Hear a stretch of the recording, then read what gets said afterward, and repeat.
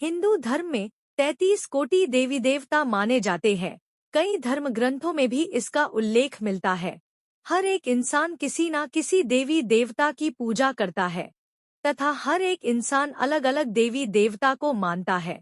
इसलिए किसी एक देवी देवता को सर्वश्रेष्ठ नहीं बताया जा सकता। कुछ देवियां जिनको हर इंसान पूजता होगा। 1 माँ दुर्गा, 2 लक्ष्मी जी, 3 सरस्वती जी, 4 माँ काली। और देवता 1 हनुमान जी, 2 गणेश जी, 3 कृष्ण जी, 4 महादेव जी, 5 श्री राम। इन 33 करोड़ देवी देवताओं में से किसी भी एक को सर्वश्रेष्ठ चुनना बहुत ही कठिन होगा, क्योंकि हर इंसान अपनी जरूरतों, इच्छाओं को पूरा करने के लिए देवताओं का चयन करता है। उदाहरण के लिए, एक पढ़ाई करने वाले बच्चों के लिए माँ सरस्वती ही सब कुछ होती है। 2 भूतों से रक्षा के लिए डर लगे तो हनुमान जी। 3 पैसों के लिए लक्ष्मी जी। 4 सर्पों से रक्षा करे तो शिव जी। 5 खून का नाश करे तो माँ दुर्गा। 6 किसी भी धार्मिक कार्य को अच्छे से पूरा करना हो तो गणेश जी। 7 घर में चूहे आ गए हो तो गणेश जी को प्रसाद चढ़ाओ। 8 बंदरों ने आतंक मचाया हो तो हनुमान जी प्लीज रक्षा करो। 9 मरणोपरांत वैकुंठ जाना हो तो विष्णु जी का जाप करो। 10 घर में अशांति रहती है तो शनि देव, राहु केतु व नवग्रहों को तेल चढ़ाओ। 11 मशीनों ने काम करना बंद कर दिया तो विश्वकर्मा जी को याद करो। इंसान वास्तव में मतलबी होता है जो अपने मतलब के अनुसार देवताओं का पूजन करता है, वरना देखा जाए तो ये 33 करोड़ देवी देवता एक ही है। भक्त की तामसिक, राजसिक या सात्विक वृत्ति पर निर्भर करता है कि भक्ति का फल सुखद होगा या दुखद। देवी देवताओं की भक्ति किस प्रकार का व्यक्ति कर रहा है, उस पर निर्भर है कि परिणाम कैसे आएंगे, वह सुखी होगा कि दुखी होगा। गीता में भगवान कृष्ण कहते हैं कि हे अर्जुन, फल को न चाहने वाले निष्कामी योगी पुरुषों द्वारा परम श्रद्धा से किए हुए तप को सात्विक कहते हैं। जो तप सत्कार, मान और पूजा के लिए अथवा केवल पाखंड से ही किया जाता है, वह अनिश्चित और क्षणिक फल वाला तप यहाँ राजस कहा गया है।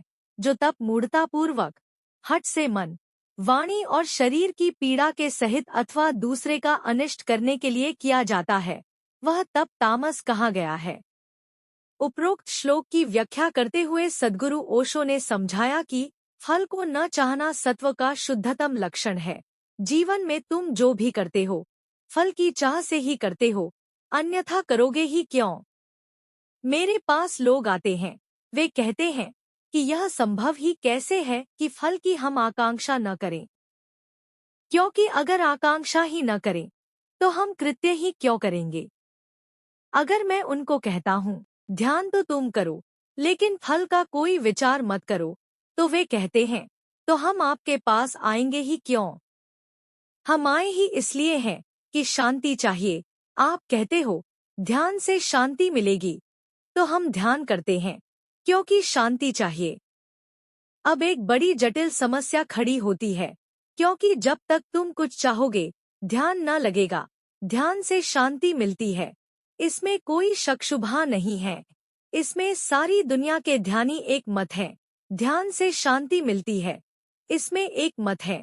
और एक और अजीब शर्त से भी एक मत है कि जब तक तुम चाहते हो तब तक नहीं मिलती, क्योंकि चाह अशांति है। चाहने में ही तो सारी अशांति है। चाहने के कारण ही तो तुम तने हो, चाहने के कारण ही तो भीतर एक बेचैनी है। तुम ध्यान कैसे कर पाओगे। वह तो सिर्फ मूढ़तावश करता है, उसके मन में तो सिर्फ हिंसा और अज्ञान है। हठ से मन, वाणी और शरीर को पीड़ा पहुंचाकर वह अपने को कष्ट पहुंचाता है, या ज्यादा से ज्यादा उसकी आकांक्षा होती है तो दूसरे का अनिष्ट करने की होती है। मैंने सुना है, एक बड़ी पुरानी कहानी है पंचतंत्र में, कि एक आदमी को निरंतर भक्ति करने से कोई देवता प्रसन्न हो गया और उसने कहा मांग ले, तू जो भी मांगता हो। तो उसने कहा जो भी मैं मांगू कभी भी वह मुझे मिले, यही मैं मांगता हूँ। होशियार आदमी रहा होगा, गणितज्ञ रहा होगा, एक मांग में खत्म हो जाएगी बात। तो उसने कहा कि मैं यही मांगता हूँ कि जो भी कभी मांगू वह मुझे मिल जाए। देवता ने देखा कि यह तो चालाकी कर रहा है, वरदान एक दिया था, इसने तो करोड़ मांग लिए, अनंत मांग लिए। देवता ने कहा, वही देता हूँ, लेकिन सिर्फ एक शर्त है कि जो तुझे मिलेगा वह तेरे पड़ोसियों को दुगना होकर मिलेगा। बस बात खत्म हो गई। अब वह आदमी बड़ी मुश्किल में पड़ गया। यही तो मूढ़ आदमी की दिक्कत है, उसको खुद से कोई मतलब नहीं है। खुद को चाहे दुख भी मिले तो चलेगा, किसी को सुख न मिल जाए। अब वह बड़ी मुश्किल में पड़ गया। उसने मांगा महल, महल तो बन गया, लेकिन दुगने बड़े महल पड़ोसियों के बन गए। वह फिर नीचे के नीचे रह गया। उसने कहा, यह तो कोई सार न रहा, इससे तो झोपड़ा ही बेहतर था। फल क्या है इसका? उसने मांगा धन, दुगना धन पड़ोसियों के घर में बरस गया। उसने कहा, ऐसे नहीं चलेगा, यह देवता तो चालाकी कर गया। तो उसने कहा, मेरी एक आंख फोड़। उसकी एक फूटी, पड़ोसियों की दोनों फूट गईं। उसने कहा, अब मेरे घर के सामने एक बड़ा कुआं बना दे। उसके घर के सामने एक कुआं बना, पड़ोसियों के घर के सामने दो बन गए। अब उसको तृप्ति हुई, खुद की आंख गई, उसकी कोई चिंता नहीं। अब तृप्ति हो गई कि अंधे कुओं में गिरेंगे, जाएंगे कहाँ? सारा पड़ोस अंधा हो गया, दो दो कुएं हर घर के सामने हो गए। अब उसको शांति हुई। वह जो मूढ़ चित्त का व्यक्ति है, उसको अपने सुख में रस नहीं होता। उसका एक ही सुख होता है कि दूसरों को वह कितना दुखी करे। और बहुत बार तुम्हारे भीतर भी वह स्वर होता है। तुम्हें इसकी फिक्र नहीं होती कि तुम्हें कितना मिल रहा है, तुम्हें इसकी फिक्र होती है कि पड़ोसी को कितना मिल रहा है। अगर उसको कम मिल जाए तो तुम्हें जितना मिल रहा है उतने में भी सुख मालूम पड़ता है। उसको ज्यादा मिल जाए और तुम्हें भी ज्यादा मिल जाए तो भी रस नहीं मालूम होता, क्योंकि उसको भी ज्यादा मिल गया। मूढ़ चित्त दूसरे को दुख देने में अपना सुख मानता है, यह तमस का लक्षण है।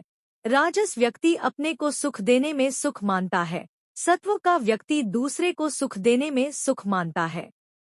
और तुम्हारे जीवन की सारी गतिविधियां इन तीन हिस्सों में बंटी हैं, और अपनी हर गतिविधि का गौर से निरीक्षण करना, वह सत्व है, रजस है या तमस है, और चेष्टा करना तमस से रजस में उठने की, रजस से सत्व में उठने की।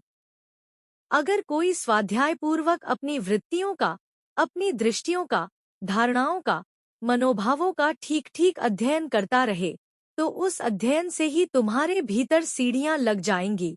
और जैसे जैसे तुम सत्व के करीब आते हो, वैसे वैसे श्रद्धा के करीब आते हो। जैसे जैसे सत्व के करीब आते हो, वैसे वैसे भगवत्ता के करीब आते हो। भगवान दूर नहीं है, उतना ही दूर है जितनी तुम्हारे जीवन की दूरी सत्व से है। वह दूरी तुम पूरी कर लो, भगवान बरस जाता है। भक्ति का फल सुखद होगा या दुखदायक भक्त की तामसिक, राजसिक या सात्विक वृत्ति पर निर्भर करता है।